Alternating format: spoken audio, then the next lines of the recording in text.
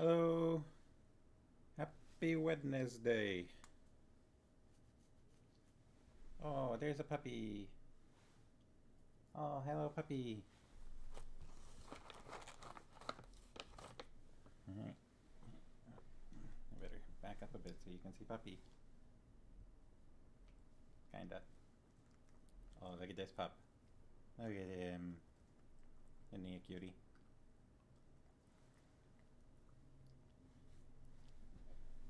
Even though he was just barking at some neighbors that were getting home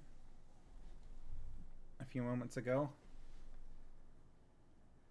Hair's getting a bit tangled. Gotta brush it out again. What time is it? 7:01. Why am I even asking? I'm starting the stream. It's like 7 o'clock, of course. It says that the Sharkies are in the chat. Hello, Sharkies. How you doing? How's your week been? Oh, look at this guy.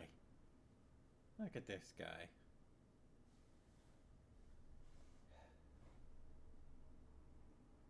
What a pup. What a cute a pup.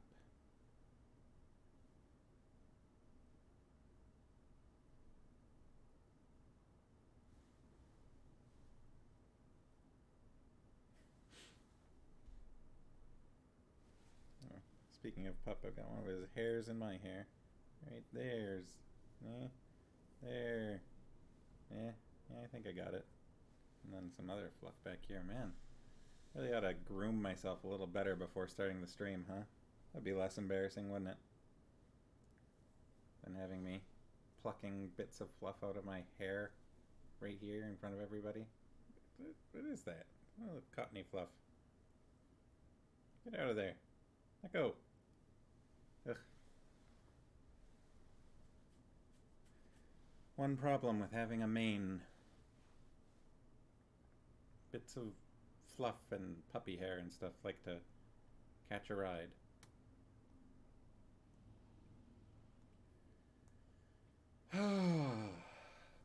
It's book day.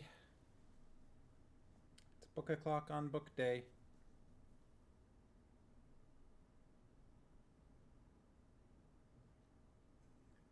Publishers Weekly says, Pratchett has now moved beyond the limits of humorous fantasy and should be recognized as one of the more significant contemporary English language satirists.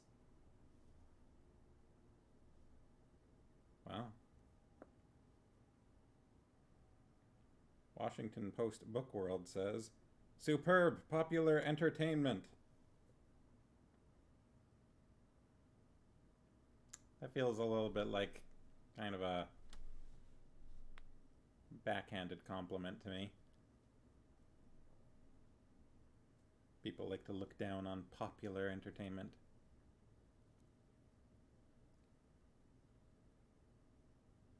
A.S. Biat says, truly original. Discworld is more complicated and satisfactory than Oz. Brilliant. I don't know who A.S. Biat is. I've never actually read any Wizard of Oz books. Is Oz complicated and satisfactory? All I really know about it is basically just the film. That's it, I think.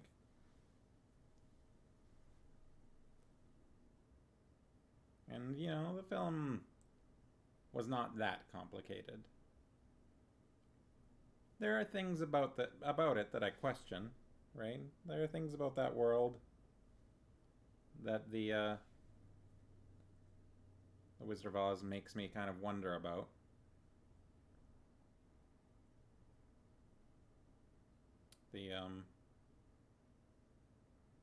Yeah. It was interesting, I guess, how it like had fairly distinct regions, right?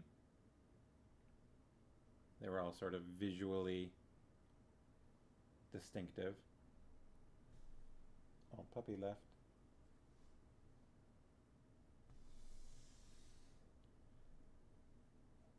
different peoples, says Farmos. Speaking of different peoples, where is everybody? Oh, there's the Sharkies, right as I say that. Hello, Sharkies. Happy Wednesday. Oh, and there's Book Spruce and Booze. Hello, hello. How are y'all doing? How's your week been?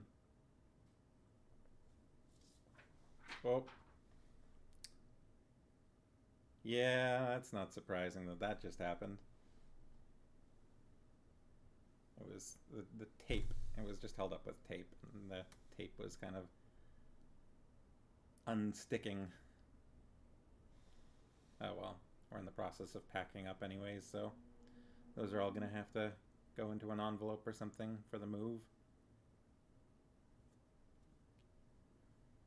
So how's everybody's week been? I imagine Books, Brews, and Booze is feeding cats.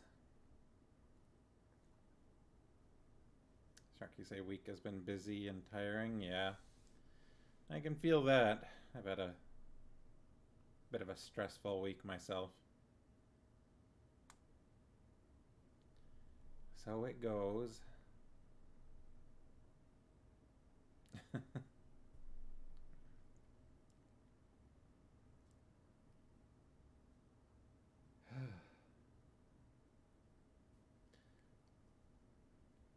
All 8 except for Toothless, who is in progress. Ah. Our pupper's dinner time is about an hour and a half before I start the stream, but he doesn't always eat all his food at once, so sometimes he comes back for a snack while I'm streaming. Farmo says, too many moving and other life complications. Yeah. Well, I guess technically Farmo said complications.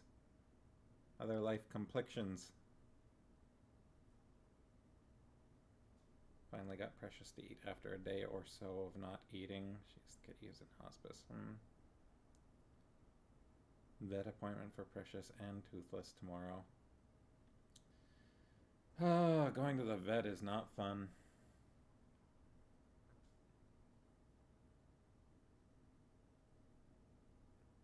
I guess it's a lot like going to the doctor, you know. It's just not going to be a good time. Pharma says it's good she's eating something at least. Yeah.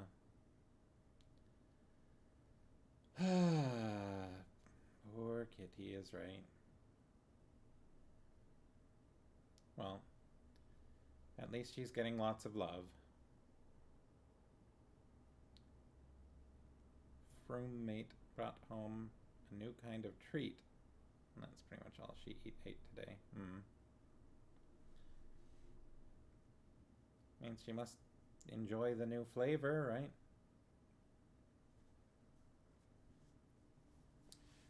So we're like, what? That looks like probably 3/4 of the way through the book.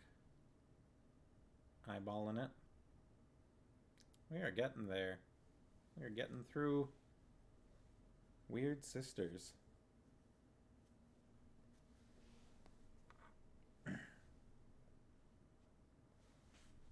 Toothless is doing great. That's good. That's good to hear.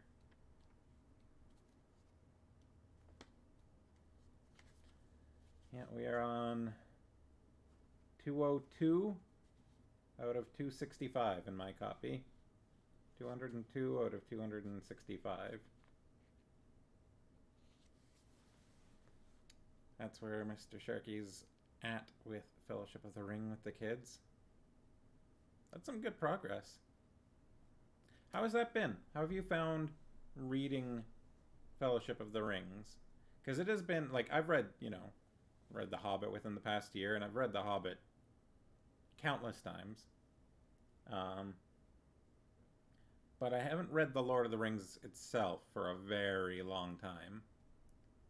And I worry that, the next time I try to get into it, that it's going to feel like a slog or something.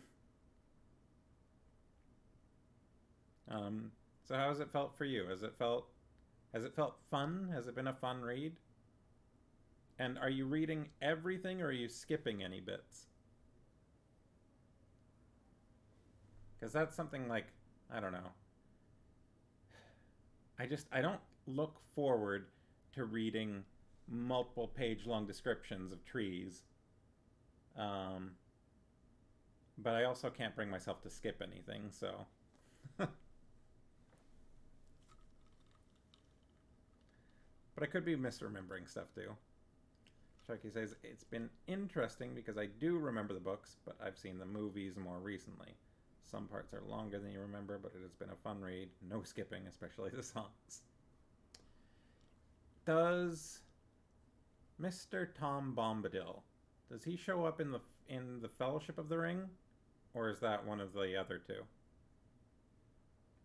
He's always been an intriguing character to me.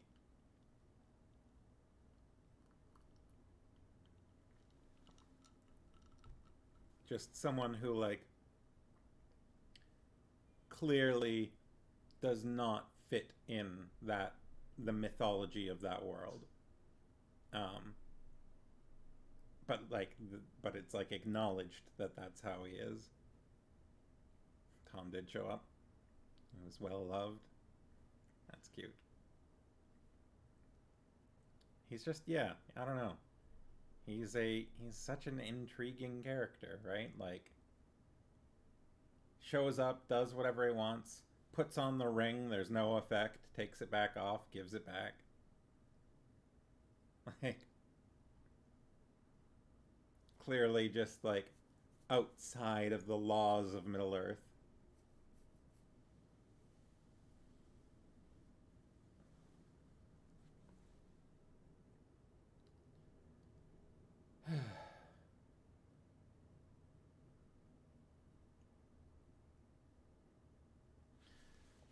So where are we at? What happened in this last one? The witches are all back to speaking terms with each other, working together again. Spokesperson Bruce says, I clearly need to reread it too. Do you just not remember Tom Bombadil at all? I mean, to be fair, he doesn't show up for very long. He did not remember Tom putting on the ring and not being affected. Yeah, he slips it over his finger and just kind of like looks at it and then takes it back off and just nothing there. I don't think it's not more than like a sentence or two, that part. But it is a very intriguing sentence or two. My understanding of Mr. Tom Bombadil is that he's not supposed to fit into Middle Earth. You remember Tom, especially because your uncle loved the character so much. That's cute. And yeah, I also was disappointed that he wasn't in the films, but not surprised. But it would have been nice if he was in the extended editions or something like that. But because he's so unusual and doesn't fit, right? Is so, like, just such a strange character. I think that anyone that wasn't familiar with the character already would have really been thrown for a loop. And probably, it probably would have made the pacing a little odd. Sharky say he makes a bit of a phoned-in appearance in a video game. He shows up in The Lord of the Rings Online, which I played a long time ago, back when it was coming out originally, which was a lot of fun back then. But you're going down into some barrow, and then some weird stuff starts happening. You start seeing the Eye of Sauron flashing on the screen, which I think is like the only time I remember it happening in as much of that game as I played. And then he just kicks down the wall and like comes and saves you. Do I feel like Bjorn and Radagast didn't always fit in either? No, they I feel like do fit a lot better. And I say better. When I say that Tom doesn't fit, what I mean is that Tom doesn't work inside the mythology of Middle Earth, doesn't sort of fit inside the tiering of power, wizards and angels and things. I say angels because I can't remember that Cimarils, I guess, and like gods and whatever. Tom is just sort of this outside figure that honestly feels like Tolkien put him in the book for fun, and it, like intentionally made him this outrageous character that feels like he's from a different genre almost. But Bjorn and Radagast both have their place inside the world, right? Both have their like, I don't know, Bjorn is a skin changer, and the way that that's said is as if there are other skin changers. Um, and you know, he's solitary and does his own thing, but he's a known factor, right? You know what and who he is. At least Gandalf does. And Radagast is a wizard, and the wizards are just strange. And there's not very many of them, but there are others, right? There's 12 wizards, and you don't know the names of all of them. They're not all named. Like the two blue wizards aren't named, but they're wizards. And Radagast, I feel like, is almost more of a druid. Um, but they've got their place.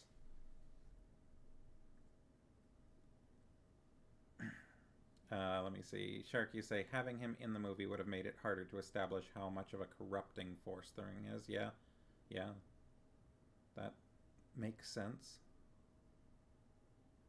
Mr. Sharky just started playing Lord of the Rings Online. I really enjoyed it. What I did play of it, the first time you see Bree, was just great. Like the lights. The first time I saw Bree, I think it was nighttime in the game, and just you see all the lights coming up, and you go down in there, and just all the little things like you can play instruments and like actually play whatever notes you want to play with other people, and you can grow pipeweed and stuff like that. It's just the little touches that make you feel like you can kind of live in that world for a little while are nice. I enjoy it where I enjoyed that type of immersion in a game. That was something. There's this game, Cyberpunk 2077, that had all kinds of media and whatnot because when it came out, there was a lot of problems. Since then, it's been getting, more recently, it's been getting great reviews. But something of a problem I had with that game personally was I felt like you had your quests you could go and do and, shoot people and whatever, tear up the place, drive around the city. And it's this massive city, and there's all these little details and things, but it didn't feel like you could do much to actually live in that city. You couldn't sit down at any of the restaurants that you saw and, eat a meal. It's if you went and talked to someone at the restaurant, it just opened up a menu of these are the food items. And then, if you ate one of them, they just disappeared and you got some health or whatever. So it didn't feel like you could really live in Night City. And that's something that I felt was missing from that game that I kind of wanted. Maybe that's weird, but I don't know. The immersion part of it. And that's something I really liked about Lord of the Rings Online. And it's largely free now, right? Free to play Lord of the Rings? Because when it came out, it was a subscription. But then I know at some point they shifted to free to play, but I think maybe if you want to get further in the end game or something, maybe you have to buy some expansions. Maybe that's how it makes money. I don't remember. I'm not up to date on the details for that. But yeah. And there was this forest that I had a great time in with a friend of mine. We were playing together. But if you've just started, I won't go into why that is, because it really caught me off guard. Anyways. In-game currency.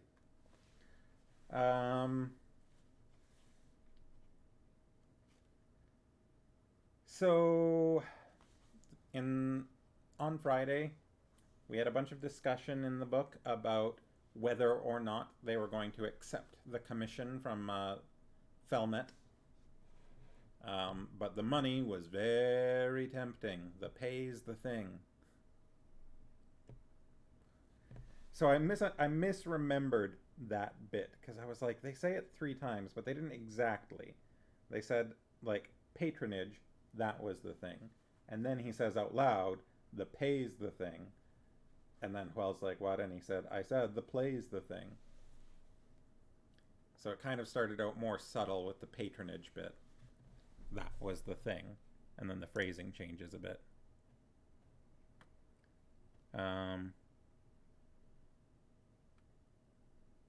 Yeah. So there was a bunch of discussion.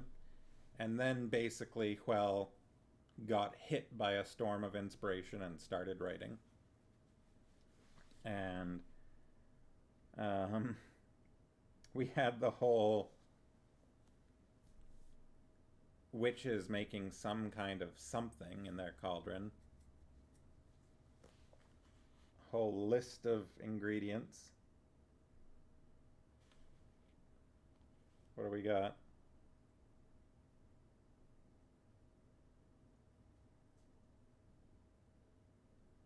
Poisoned entrails.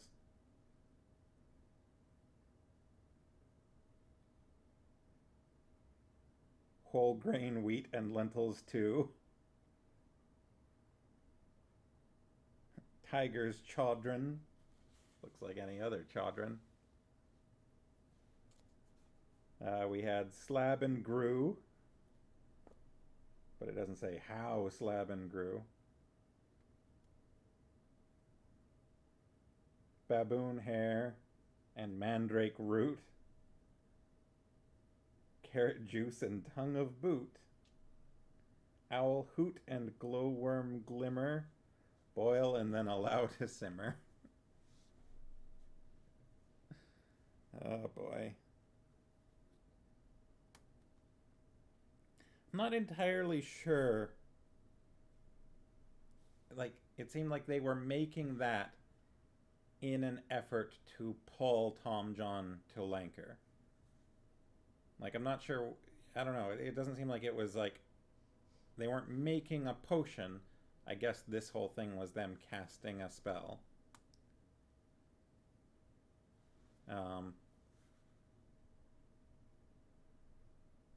Because after that, they said, do you think we should put some corn flour into it? It won't matter. Either he's on his way or he isn't. So I guess that's what that whole thing was about. I guess it was probably just an excuse to do that scene. Then we had me stumbling over crossed out words. The building of the wave machine for the disc theater.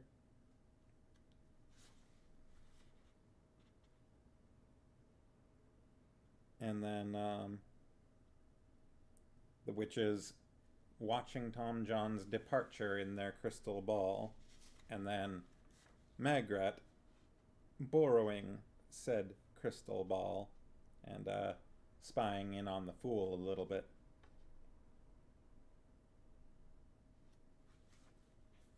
And that's where we finished. That brought us to page 202. It's a little gray out today. I'm going to turn on some lights, I think, tonight.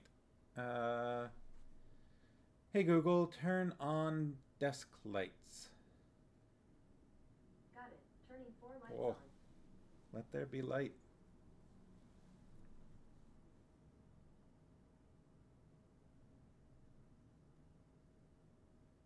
Farmhouse is listing out some vegan substitutes.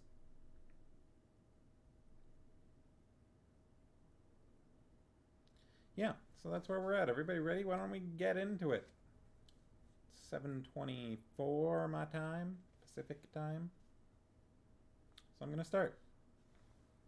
I'm going to have a sip of water and then I'm going to start.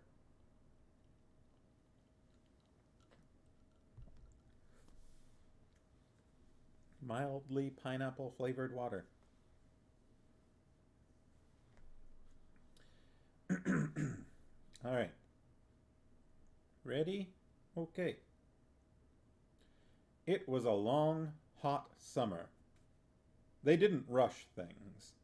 There was a lot of country between Ankh-Morpork and the Ramtops. It was, Hwell had to admit, fun. It wasn't a word dwarfs were generally at home with.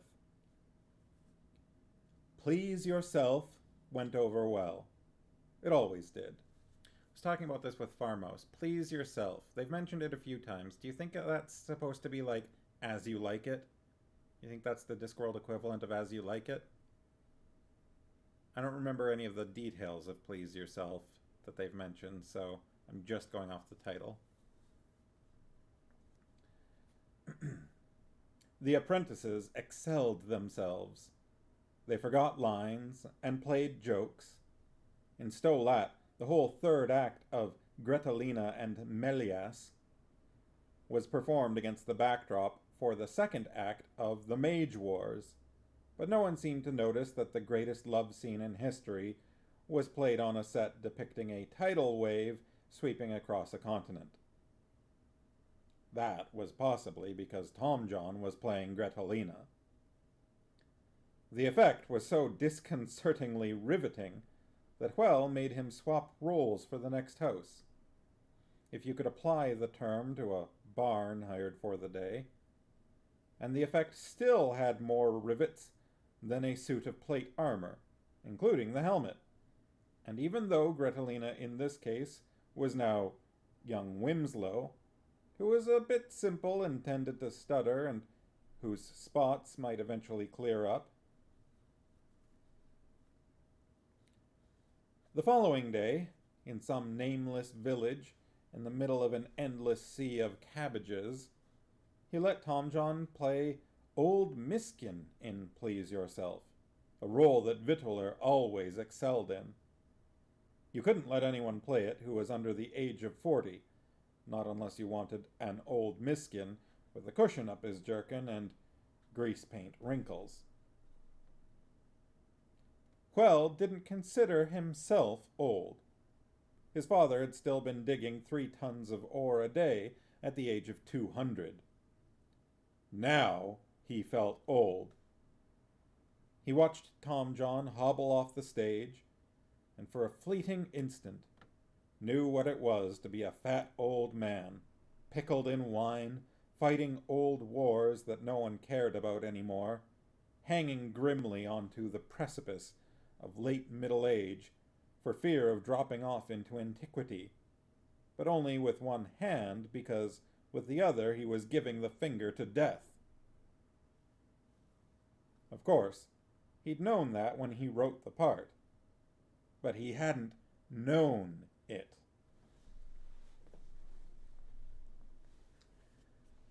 The same magic didn't seem to infuse the new play. They tried it a few times just to see how it went. The audience watched attentively and went home. They didn't even bother to throw anything. It wasn't that they thought it was bad. They didn't think it was anything. But all the right ingredients were there, weren't they? Tradition was full of people giving evil rulers a well-justified seeing to. Witches were always a draw. The apparition of death was particularly good, with some lovely lines. Mix them all together, and they seemed to cancel out, become a mere humdrum way of filling the stage for a couple of hours. Late at night, when the cast was asleep, Quell would sit up in one of the carts and feverishly rewrite. He rearranged scenes, cut lines, added lines, introduced a clown, included another fight, and tuned up the special effects. It didn't seem to have any effect. The play was like some marvelous, intricate painting, a feast of impressions, close to, a mere blur from the distance. When the inspirations were sleeting fast, he even tried changing the style. In the morning, the early risers grew accustomed to finding discarded experiments decorating the grass around the carts, like extremely literate mushrooms. Tom John kept one of the strangest. First witch. He's late. Pause. Second witch. He said he would come. Third witch. He said he would come, but he hasn't. This is my last newt. I saved it for him, and he hasn't come. Pause. That's got to be a reference to something that I'm not catching myself right now. "I think," said Tom John later, "you ought to slow down a bit. You've done what was ordered. No one said it had to sparkle." "It could, you know, if I could just get it right." "You're absolutely sure about the ghost, are you?" said Tom John. The way he threw the line away made it clear that he wasn't. "There's nothing wrong with the ghost," snapped Well. "The scene with the ghost is the best I've done." "I was just wondering if this is the right play for it. That's all." "The ghost stays. Now let's get on, boy."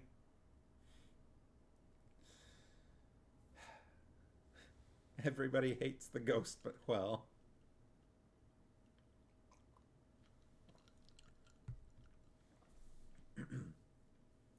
Two days later, with the Ramtops, a blue and white wall that was beginning to dominate the hubward horizon, the company was attacked. There wasn't much drama. They had just manhandled the laddies across a ford and were resting in the shade of a grove of trees, which suddenly fruited robbers. Well looked along the line of a half a dozen stained and rusty blades. Their owners seemed slightly uncertain about what to do next. "We've got a receipt somewhere," he began. Tom John nudged him. "These don't look like guild thieves," he hissed. "They definitely look freelance to me." It would be nice to say that the leader of the robbers was a black-bearded, swaggering brute with a red headscarf and one gold earring and a chin you could clean pots with. Actually, it would be practically compulsory. And, in fact, this was so. Well thought the wooden leg was overdoing it, but the man had obviously studied the role. "Well now," said the bandit chief, "what have we here? And do they have any money?" "We're actors," said Tom John.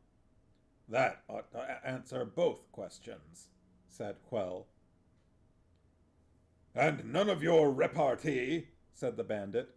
"I've been to this city, I have. I know repartee when I see it, and—" He half turned to his followers, raising an eyebrow to indicate that the next remark was going to be witty. "If you're not careful, I can make a few cutting remarks of my own."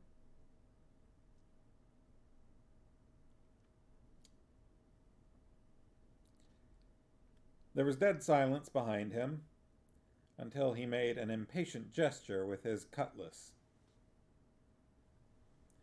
"All right," he said against a chorus of uncertain laughter. "We'll just take any loose change, valuables, food, and clothing you might be having." "Could I say something?" said Tom John. The company backed away from him. Well smiled at his own feat. "You're going to beg for mercy, are you?" said the bandit. "That's right." Well thrust his hands deep into his pockets and looked up at the sky, whistling under his breath and trying not to break into a maniac grin. He was aware that the other actors were also looking expectantly at Tom John. He's going to give them the mercy speech from the Troll's Tale, he thought. "The point I'd just like to make is that," said Tom John, and his stance changed subtly, his voice became deeper, his right hand flung out dramatically. "The worth of man lies not in feats of arms, or the fiery hunger of the ravening." It's going to be like when that man tried to rob us back in Stolat, Quell thought. If they end up giving us their swords, what the hell can we do with them? And it's so embarrassing when they start crying. It was at this moment that the world around him took a green tint, and he thought he could make out, right on the cusp of hearing, other voices. "There's men with swords, Granny." "Rend with glowing blades, the marvel of the world," Tom John said. And the voices at the edge of imagination said, "No king of mine is going to beg anything off anyone. Give me that milk jug, Magrat." "The heart of compassion, the kiss." "That was a present from my aunt." "This jewel of jewels, this crown of crowns." There was silence. One or two of the bandits were weeping silently into their hands. Their chief said, "Is that it?" For the first time in his life, Tom John looked nonplussed. It's another one of those words I think I've only read. Nonplussed. Nonplussed? Nonplussed? Nonplussed? Nonplussed? I don't know. "Well, yes," he said. Would you like me to repeat it?" "It was a good speech," the bandit conceded, "but I don't see what it's got to do with me. I'm a practical man. Hand over your valuables." One moment, I'm getting a phone call.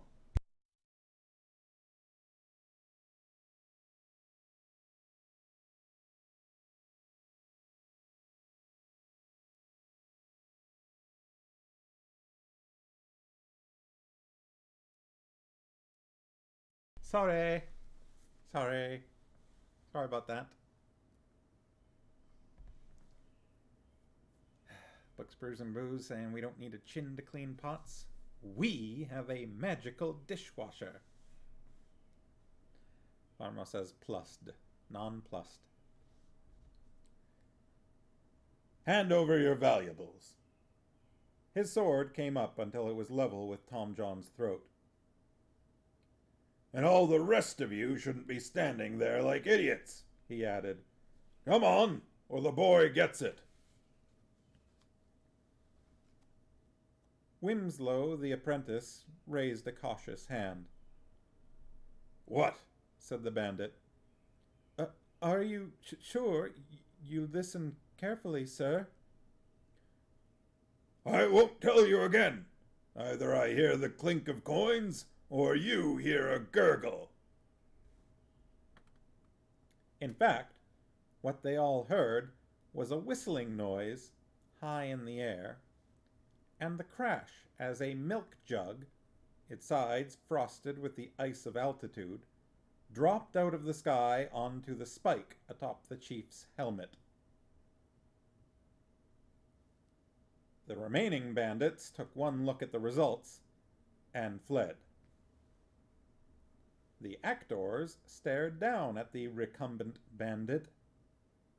Quell prodded a lump of frozen milk with his boot. Well, he said weakly. "He didn't take any notice," whispered Tom John. Books, Brews, and Booze says, I always go to say nonplussed. Nonplussed. Very en français.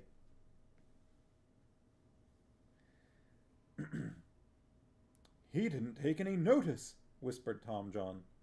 "A born critic," said the dwarf. It was a blue and white jug. Funny how little details stood out at a time like this. It had been smashed several times in the past, he could see, because the pieces had been carefully glued together again. Someone had really loved that jug. "What we're dealing with here," he said, rallying some shreds of logic, "is a freak whirlwind. Obviously." But milk jugs don't just drop out of the sky, said Tom John, demonstrating the astonishing human art of denying the obvious. I don't know about that. I've heard of fish and frogs and rocks, said Well. There's nothing against crockery. He began to rally. It's just one of these uncommon phenomenons. That's fun to say, uncommon phenomenon. They happen all the time in this part of the world, where there's nothing unusual about it. Nothing unusual about an uncommon phenomenon? Sharky say, I think the Francais would sound more like non plus. Tom John looked non plus.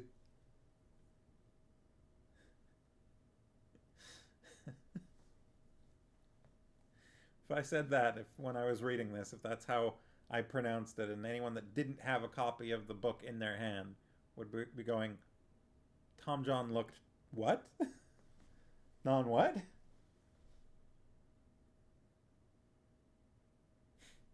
Soft spoken, I like it. Came in for Menomina. Do do do do. Hi there. Farmer says, banana. Uncommon phenomenon. We're reading Wyrd Sisters by Sir Terry Pratchett, which is a Discworld book, and yeah, it's great. It's a lot of fun. But yeah, welcome. All right, where was I? They got back onto the carts and rode on in unaccustomed silence. You love some Pratchett? That's good. It's always good to see someone who's familiar. I mean, not like, you know, tons of people don't love Pratchett. But it's always nice to encounter them. Young Winslow collected every bit of jug he could find and stored them carefully in the props box, and spent the rest of the day watching the sky, hoping for a sugar basin.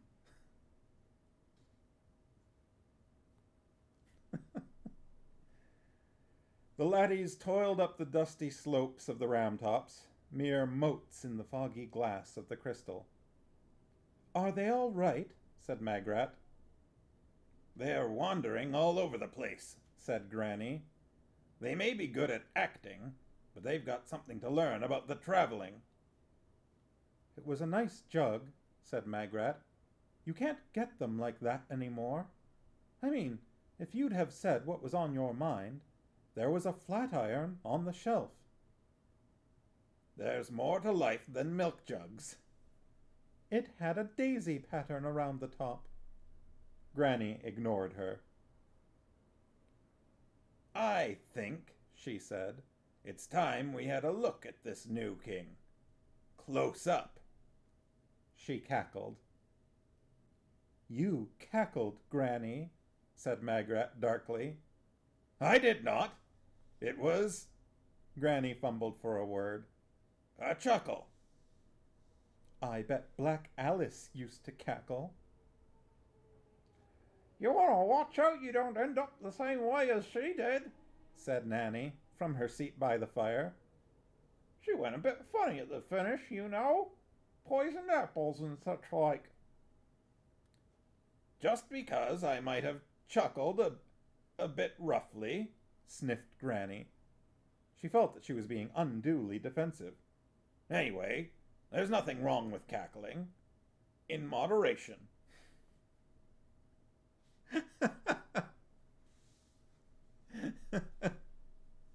Also, I love how, like, in the narrative, it says, she cackled, which is immediately followed up with Magrat saying, you cackled, and Granny going, no, I didn't. I did not. I'm sorry. The narrator says you did. Farmo says, moderate amounts of cackling allowed. Yeah. As a treat.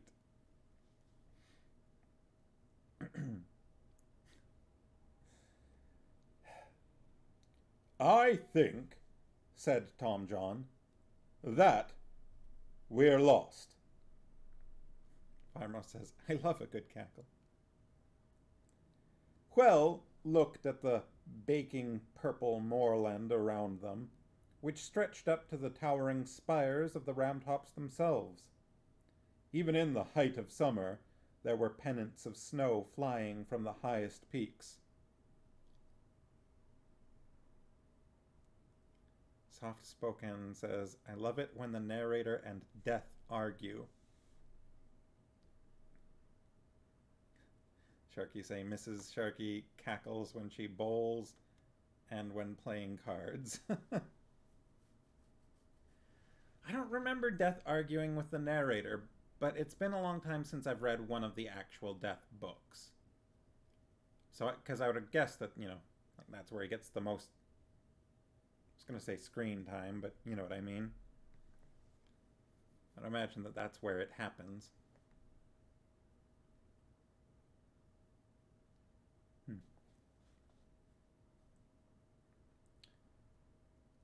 Even in the height of summer, there were pennants of snow flying from the highest peaks. It was a landscape of describable beauty. Of describable beauty. Booksperson Booze says, all appropriate times to cackle. Bees were busy, or at least endeavoring to look and sound busy, in the thyme by the trackside. Cloud shadows flickered over the alpine meadows. There was the kind of big, empty silence made by an environment that not only doesn't have any people in it, but doesn't need them either. Or signposts. We were lost 10 miles ago, said Whell. There's got to be a new word for what we are now. You said the mountains were honeycombed with dwarf mines, said Tom John. You said a dwarf could tell wherever he was in the mountains. Underground, I said. It's all a matter of strata and rock formations. Not on the surface. All the landscape gets in the way. We could dig you a hole, said Tom John. Nice.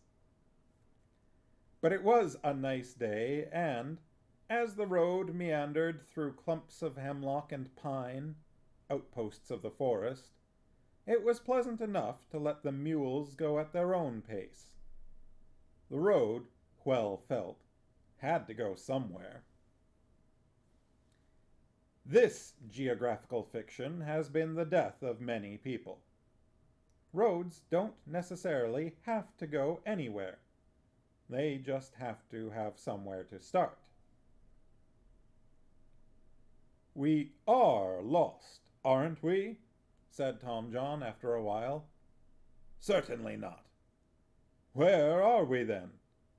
The mountains. Perfectly clear on any atlas. We ought to stop and ask someone. Tom John gazed around the rolling countryside. Somewhere a lonely curlew howled, or possibly it was a badger. I'm used to seeing badger spelt with an E, like B-A-D-G-E-R, but this is spelt B-A-D-G-A-R. Badger, badger. Must be a regional thing, or a typo, or a regional typo. Whell was a little hazy about rural matters, at least those that took place higher than about the limestone layer. There wasn't another human being within miles. Oh, Sharky's copy has it spelt with an E. I'm guessing also with a D in there, though you kind of spelled beggar. Ah, there you go, badger. Yeah, that's the way I'm used to seeing it spelled, but mine is B-A-D-G-A-R. There wasn't another human being within miles. Who did you have in mind? He said sarcastically. That old woman in the funny hat, said Tom John, pointing. I've been watching her. She keeps ducking down behind a bush when she thinks I've seen her.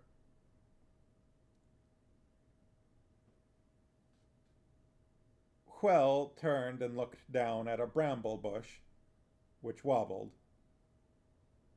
Ho there, good mother, he said. The bush sprouted an indignant head. Whose mother? It said. Whell hesitated. Just a figure of speech, Mistress, snapped Granny Weatherwax. And I'm a poor old woman gathering wood, she added defiantly. She cleared her throat. Lawks, she went on. That's Lawks. You did give me a fright, young master. My poor old heart. There was silence from the carts. Edgar Perez, 1500, showing up with some emoji. Hello, Edgar. We're just in the middle, well, closer to the end of reading Wyrd Sisters by Sir Terry Pratchett. Welcome. We're just having an encounter between, for the first, well, I guess technically this is more like the second time-ish, between Granny Weatherwax and Tom John.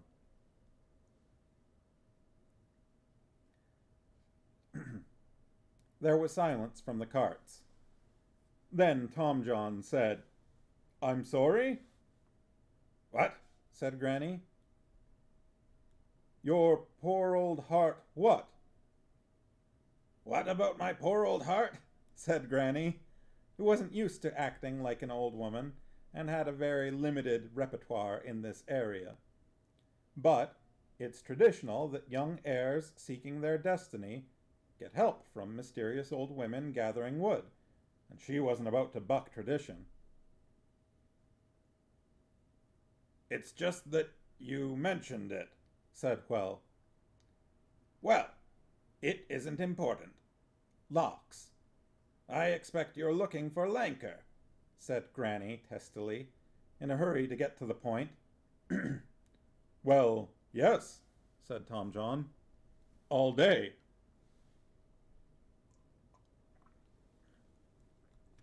You've come too far, said Granny.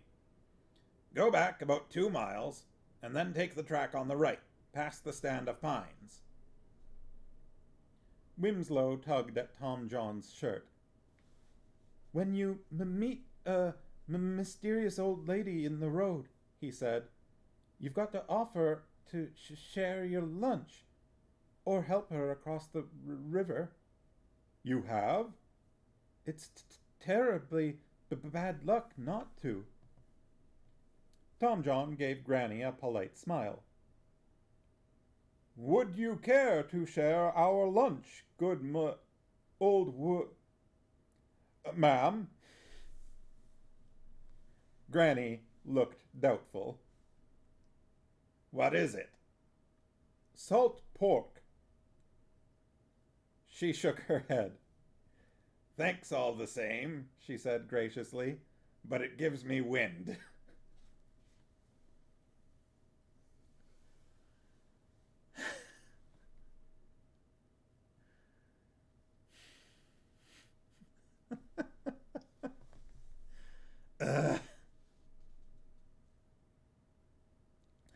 She turned on her heel and set off through the bushes. We could help you across the river if you like, shouted Tom John after her. What river? Said Whell. We're on the moor. There can't be a river in miles. You've got to get them on your side, said Wimslow. Then they help you. Farmer says, mysterious old lady's not behaving properly. It's not right. Perhaps we should have asked her to wait while we went and looked for one, said Whell sourly. They found the turning, It led into a forest crisscrossed with as many tracks as a marshalling yard. The sort of forest where the back of your head tells you the trees are turning around to watch you as you go past, and the sky seems to be very high up and a long way off.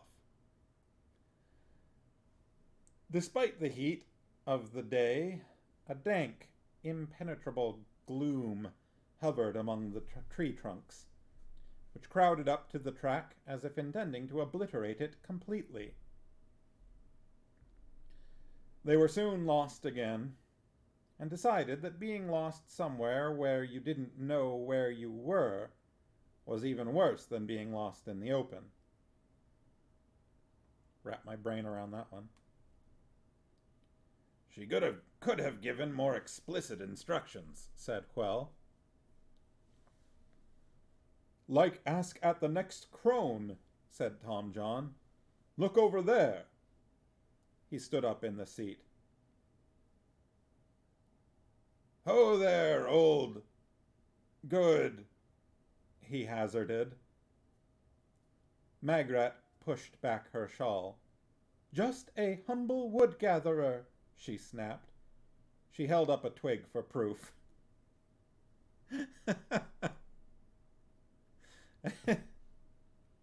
I like that. Yeah, if you're a wood gatherer, you've got evidence. I'm a wood gatherer, don't you doubt me. Look at this. I got some wood, I gathered this. Several hours waiting with nothing but trees to talk to hadn't improved her temper. Wimslow nudged Tom John, who nodded and fixed his face in an ingratiating smile. Would you care to share our lunch, old Goodwood? Miss, he said. It's only salt pork, I'm afraid. Meat is extremely bad for the digestive system, said Magrat. If you could see inside your colon, you'd be horrified. I think I would, muttered Huel. It's starting to rain here. I'm hearing it patter on the window. Yeah, I don't want to see inside my colon, thank you.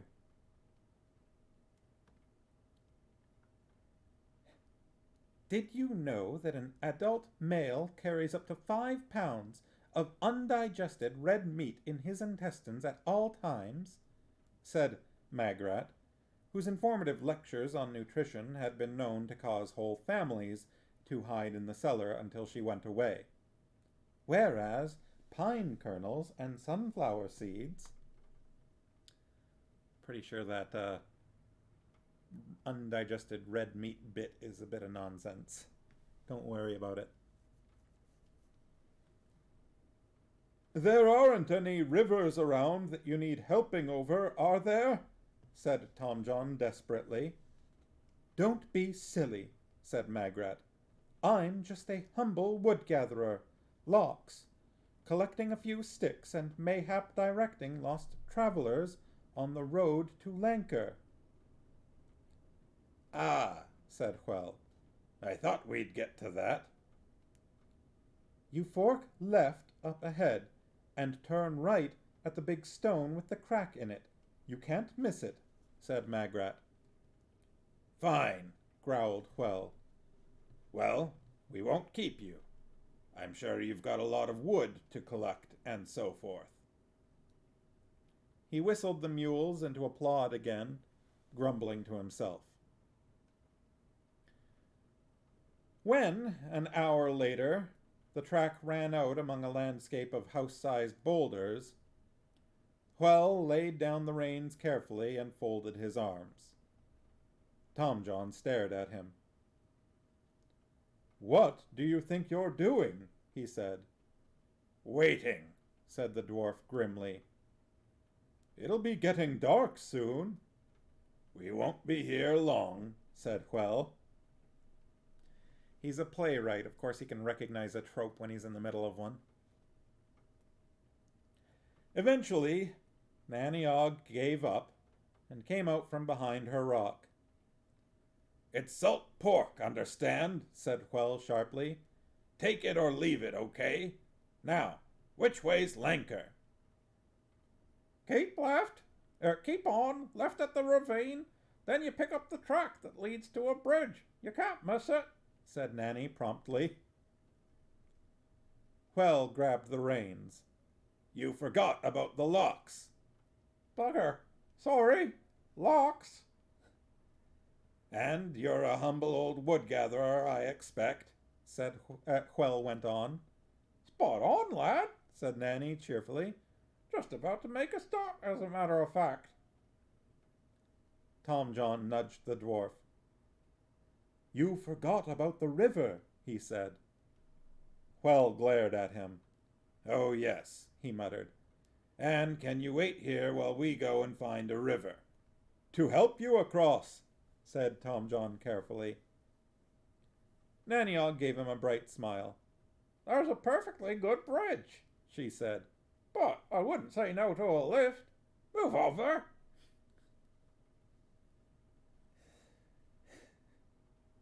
To Well's irritation, Nanny Og hitched up her skirts and scrambled onto the board, inserting herself between Tom John and the dwarf, and then twisting like an oyster knife until she occupied half the seat.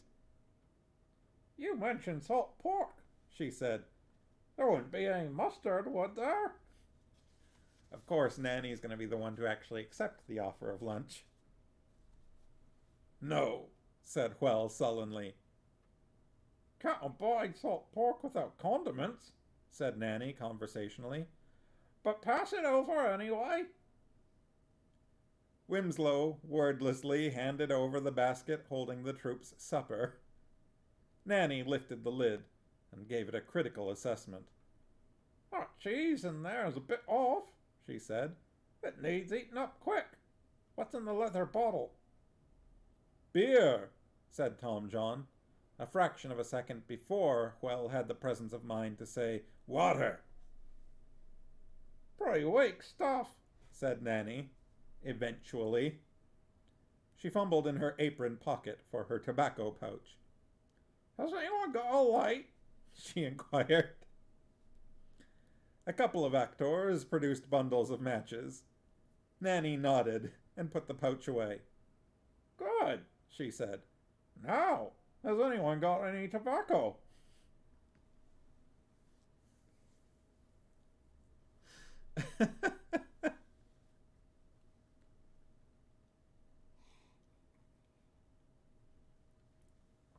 Oh, Nanny Og. All right. I think we can get through a few more pages. Half an hour later, the laddies rattled over the Lancre bridge. The laddies rattled over the Lancre bridge, across some of the outlying farmlands, and through the forests that made up most of the kingdom. This is it, said Tom John. Well, not all of it, said Nanny, who had been expecting rather more enthusiasm. Spokesperson Bruce says Nanny Og equals life goals. Yeah. No, I think so. I can agree with that. There's lots more of it behind the mountains over there. But this is the flat bit. You call this flat?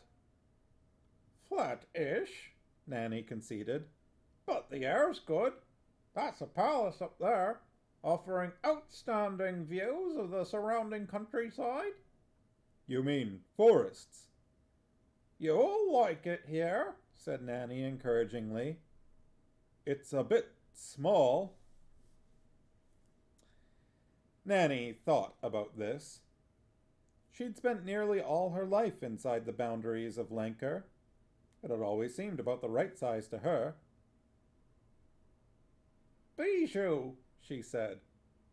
Handy for everywhere. Everywhere where? Nanny gave up. Everywhere close, she said. Well said nothing.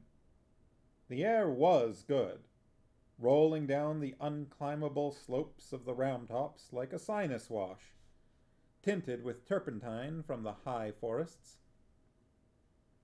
They passed through a gateway into what was, up here, probably called a town. The cosmopolitan he had become decided that, down on the plains, it would just about have qualified as an open space. "There's an inn," said Tom John doubtfully.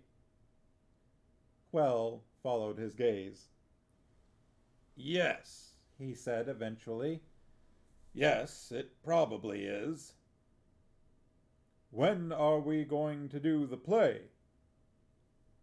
"I don't know. I think we just send up to the castle and say we're here." Well scratched his chin. "Fool said the king, or whoever, would want to see the script." Sharky say, "Yep, when I'm senile, I hope I'd be the sort of old man who tells guests to pull up a seat and call the cat a bastard." Throwback. I'm glad you remembered that.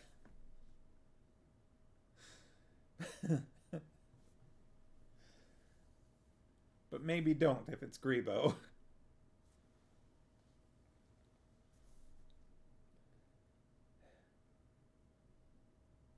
Tom John looked around Lancre town.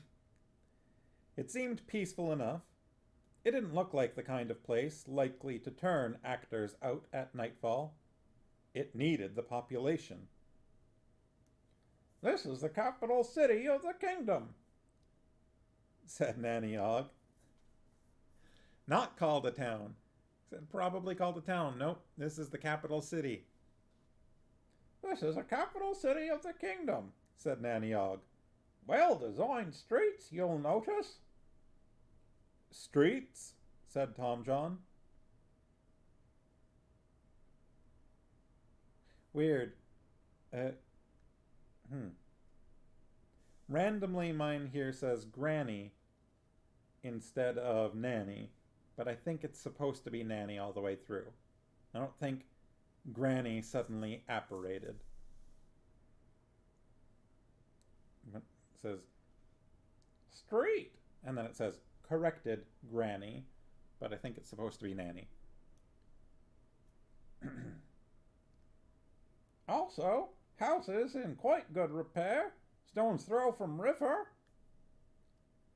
"Throw?" "Drop," Nanny conceded. Oh, Sharky's copy says granny too. Huh. Again, I guess the type of error that an editor may not catch. Or maybe it was made by the editor, I don't know.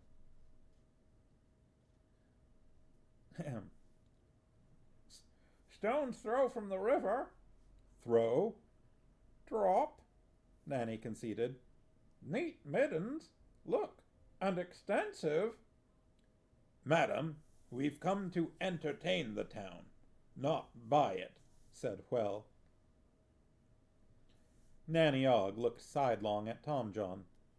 "Just wanted you to see how attractive it is," she said. "Your civic pride does you credit," said Well. "And now, please, leave the cart. I'm sure you've got some wood together. Lots." I feel like my Well voice has drifted a bit.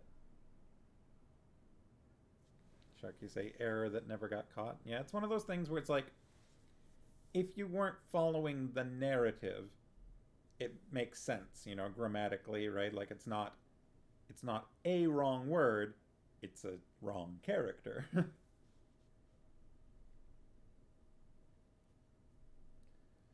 "Much obliged for the snack," said Nanny, climbing down.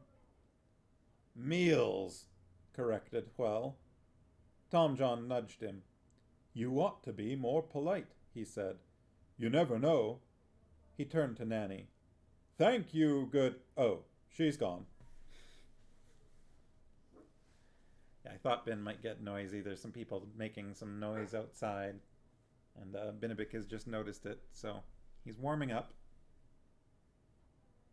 They're getting further away, though, so he may not go into full-blown rage. Binnabon Bean. Binnabick. Do I need to crinkle a bag to get your attention?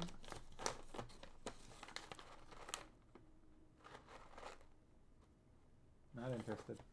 Alright.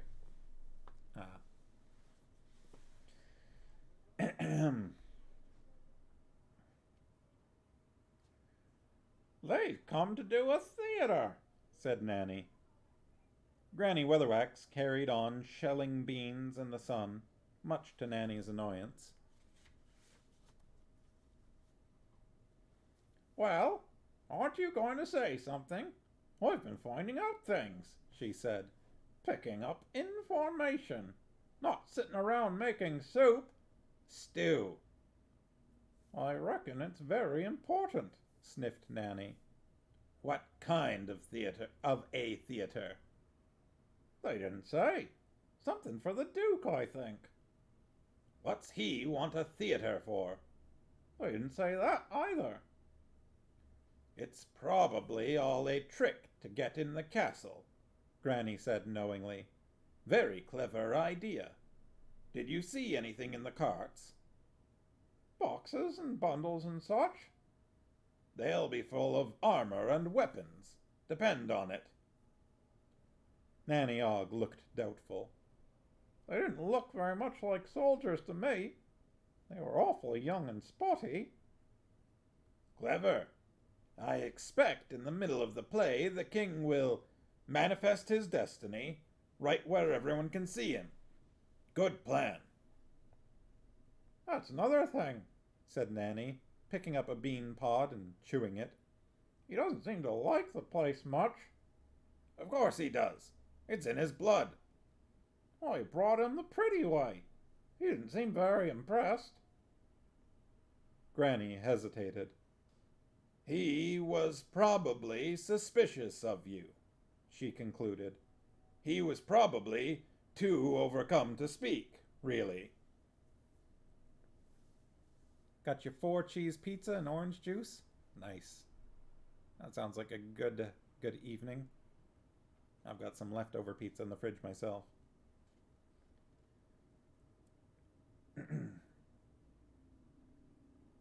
She put down the bowl of beans and looked thoughtfully at the trees. Have you got any family still working up at the castle? She said. Cheryl and Daff help out in the kitchen since the cook went off his head. Oh, poor cook. Good. I'll have a word with Magrat. I think we should see this theatre.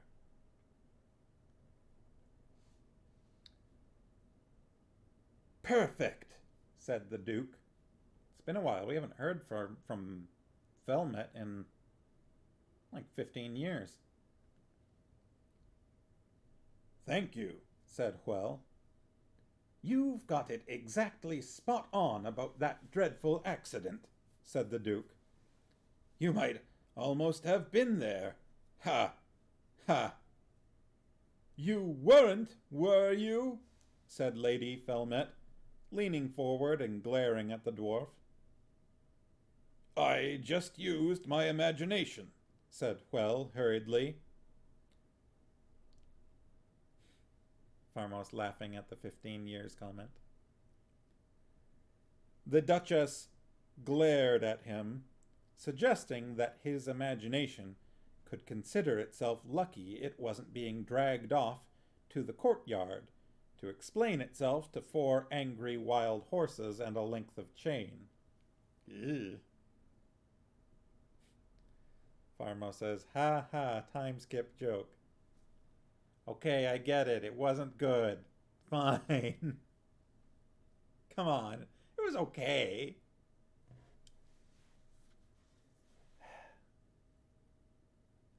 Everyone's a critic.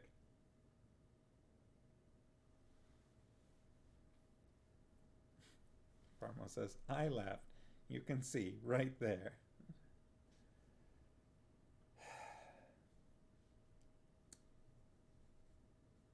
Exactly right, said the Duke, leafing one-handedly through the pages.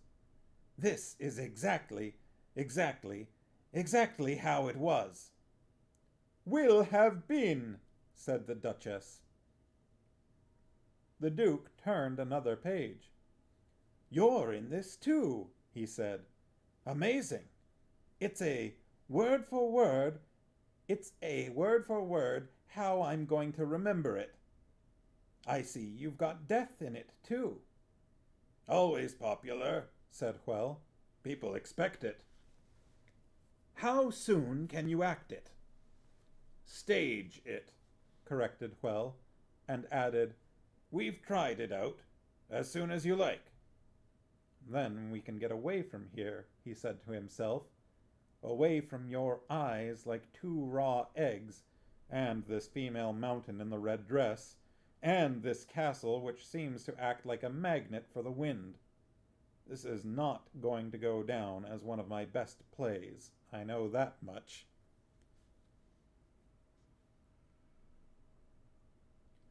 "How much did we say we were going to pay you?"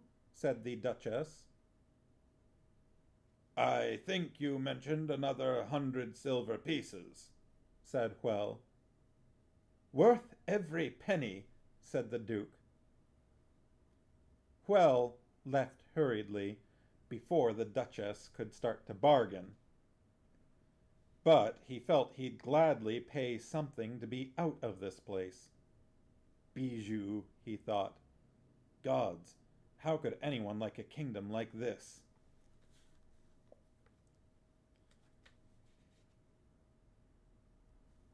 It's 8:17. We've got a page break in another, 3 pages. Everyone up for that? A page break, a scene break is what I mean. Not even 3 pages, it's 2 pages. Why am I saying 3? It's 2. 2 and a paragraph. Farmo says I'm going to miss your Nanny Og voice, but I also miss some of your Belgariad voices. Yeah, it'll be good to get back to that when we do. But Nanny is a great character. And as goofy as it is, I think this voice has worked. So thank you for the feedback on that one. All right. The fool waited in the meadow with the lake. He stared wistfully at the sky and wondered where the hell Magrat was. This was, she said, their place. The fact that a few dozen cows also shared it at the moment didn't appear to make any difference. She turned up in a green dress and a filthy temper. That sounds like some Irish stereotypes I've heard. "What's all this about a play?" she said. The fool sagged onto a willow log. "Aren't you glad to see me?" he said. "Well, yes, of course. Now, this play. My lord wants something to convince people that he is the rightful king of Lancre. Himself mostly, I think." "Is that why you went to the city?" "Yes." "It's disgusting." The fool sat calmly. "You would prefer the Duchess's approach?" he said. "She just thinks they ought to kill everyone. She's good at that sort of thing. And then there'd be fighting and everything. Lots of people would die anyway. This way might be easier." "Oh, where's your spunk, man?" "Pardon?" "Don't you want to die nobly for a just cause?" "I'd much rather live quietly for one. It's all right for you witches, you can do whatever you like. But I'm circumscribed," said the fool. Nobody make the joke. Honestly, it's probably made in here somewhere, don't bother. Magrat sat down beside him. "Find out all about this play," Granny had ordered. "Go and talk to that jingling friend of yours." She'd replied, "He's very loyal. He might not tell me anything." And Granny had said, "This is no time for half measures. If you have to, seduct him."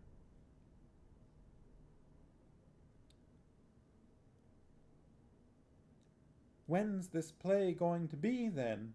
she said, moving closer. "Mary, I'm not sure I'm allowed to tell you," said the fool. "The Duke said to me, he said, 'Don't tell the witches that it's tomorrow night.'" "I shouldn't then," agreed Magrat. "At 8 o'clock." "I see." "But meet for sherry beforehand at 7:30, in faith." "I expect you shouldn't tell me who is invited either," said Magrat. "That's right. Most of the dignitaries of Lancre. You understand I'm not telling you this." "That's right," said Magrat.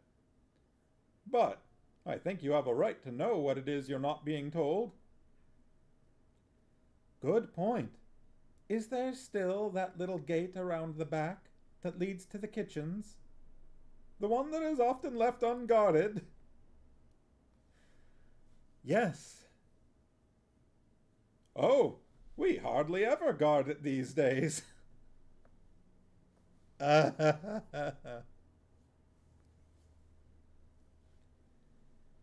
"Do you think there might be someone guarding it at around 8 o'clock tomorrow?" "Well, I might be there." "Good." The fool pushed away the wet nose of an inquisitive cow.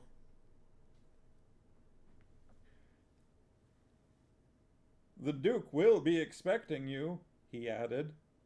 He said we weren't to know."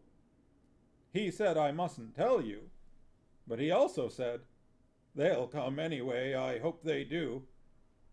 Strange, really. He seemed to be in a very good mood when he said it. Can I see you after the show?" "Is that all he said?" "Oh, there was something about showing witches their future. I didn't understand it. I really would like to see you after the show, you know. I brought—" "I think I might be washing my hair," said Magrat vaguely. "Excuse me, I really ought to be going." "Yes, but I brought you this said the fool vaguely, watching her departing figure. He sagged as she disappeared between the trees, and looked down at the necklace wound tightly between his nervous fingers. It was, he had to admit, terribly tasteless, but it was the sort of thing she liked, all silver and skulls. It had cost him too much. A cow, misled by his horns, stuck its tongue in his ear. It was true, the fool thought. Witches did do unpleasant things to people sometimes. Guess she's not treating him very nicely, is she?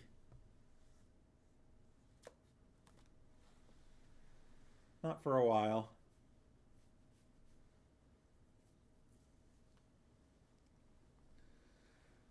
Oh, boy.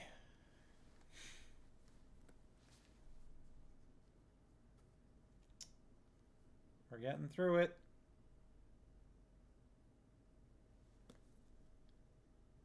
Less than a quarter to go, I think.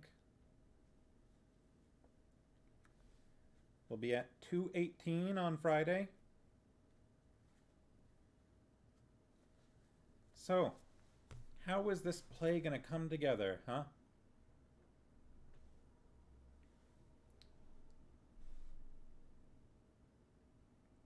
Because basically at this point, if the story of what happened is Hamlet, you know, Claudius murdering the king, Belmont murdering the king, but the play that Hwell is writing is, you know, how Felmet wants people to think it happened, but not what actually happened. So for the play to be good, obviously what's missing is the truth, what actually happened. But how is Hwell gonna get that information before tomorrow night at 8 o'clock?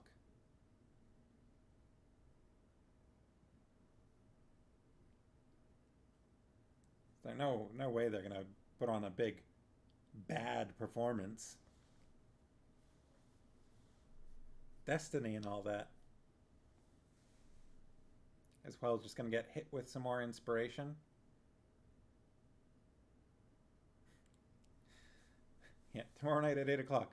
Or maybe Friday night at 7 p.m. PST. When I stream next. Oh boy. Oh, crick. Well, what's everyone think? How is this story gonna resolve itself in like 50 pages?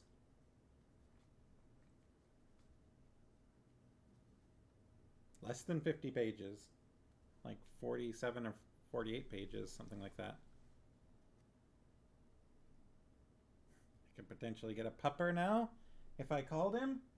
If I called Binibik. If I whistled like... Oh, scrabble. Oh, I've got treats for any good puppers that want to come get them. Bin, you want a treat? Oh, look at this guy. Look at his cute little face. Gobbling up treats. And give me the rest. Almost done, puppy. Alright. Well, I see that slightly... oh, he's sneezing. Did you get some treat dust in your snoot? I see that Slightly Stupid Bear is playing Sea of Thieves. So that sounds fun. Why don't we go check out what he's doing? I'll be back here. Same sleep time, same sleep channel on Friday, 7 p.m. So, be there and be whatever shape you want to be.